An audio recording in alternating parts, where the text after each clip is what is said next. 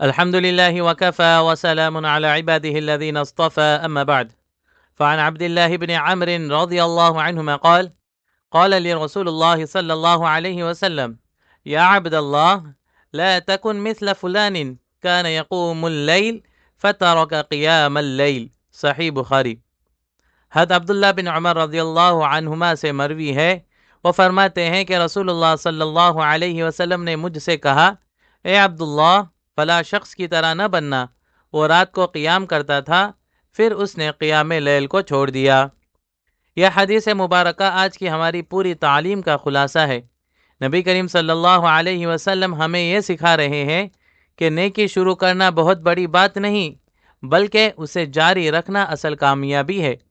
رمضان المبارک کا مہینہ ہم پر آیا، ہم نے روزے رکھے، نمازوں کا اہتمام کیا، تراویح پڑھی، قرآن کریم کی تلاوت کی، دعاؤں میں مشغول رہے، اور پھر اللہ تعالیٰ کے فضل و کرم سے ہمیں عید الفطر کی خوشیاں نصیب ہوئی۔ لیکن اب سوال یہ ہے کہ عید کا دن گزرنے کے بعد ہمارا طرز عمل کیا ہونا چاہیے؟ نبی کریم صلی اللہ علیہ وسلم نے ہمیں واضح تنبیہ فرما دی کہ ایسا نہ ہو کہ ہم رمضان میں عبادت کریں اور پھر سب کچھ چھوڑ دیں۔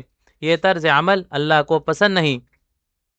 یہ حدیث ہمیں یہی پیغام دے رہی ہے کہ جس طرح ایک شخص رات کی عبادت کرتا تھا اور پھر چھوڑ بیٹھا، وہ قابل تعریف نہیں بلکہ قابل افسوس ہے۔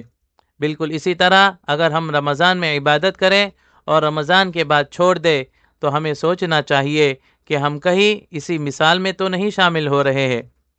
رمضان دراصل ایک تربیت تھی، اس نے ہمیں نماز کی پابندی، قرآن سے تعلق، دعا اور ذکر کی عادت، صبر اور تقوی سکھایا، اور اب اصل امتحان یہ ہے کہ ہم ان عادتوں کو باقی رکھتے ہیں یا نہیں۔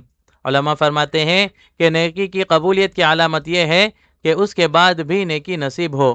اگر رمضان کے بعد بھی ہم نماز پڑھ رہے ہیں، قرآن سے جڑے ہوئے ہیں، ذکر کر رہے ہیں، تو یہ امید ہے کہ ہمارا رمضان قبول ہو گیا۔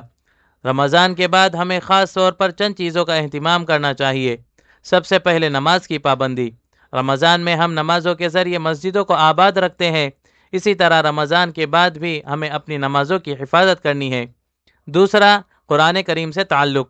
رمضان کے بعد بھی روزانہ کچھ نہ کچھ قرآن پڑھنے کا معمول بنائے۔ تیسرا، ذکر، دعا، استغفار، درود شریف اور مسنون اذکار کو اپنی زندگی کا حصہ بنائے۔ چوتھا، نفل عبادات کا تسلسل۔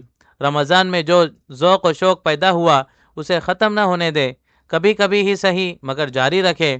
پانچواں، اچھے اخلاق۔ رمضان نے ہمیں صبر، برداشت اور حسن سلوک سکھایا، اب ہمیں اسے اپنی زندگی میں باقی رکھنا چاہیے۔ یاد رکھیے، اللہ تعالیٰ رمضان کے ساتھ خاص نہیں بلکہ وہ ہمیشہ ہمارا رب ہے۔ اگر ہم رمضان میں اس کے قریب ہو سکتے ہیں تو باقی سال میں کیوں نہیں؟ لہذا ہمیں اس حدیث کو ہمیشہ یاد رکھنا چاہیے کہ کہیں ہم بھی ان لوگوں میں شامل نہ ہو جائے جو نیکی شروع کر کے چھوڑ دیتے ہیں۔ آخر میں دعا ہے کہ اللہ ہمیں نیکیوں پر استقامت عطا فرمائے، رمضان کے بعد بھی عبادتوں کو جاری رکھنے والا بنا، اور ان لوگوں میں شامل نہ فرما جو نیکیوں کو چھوڑ دیتے ہیں۔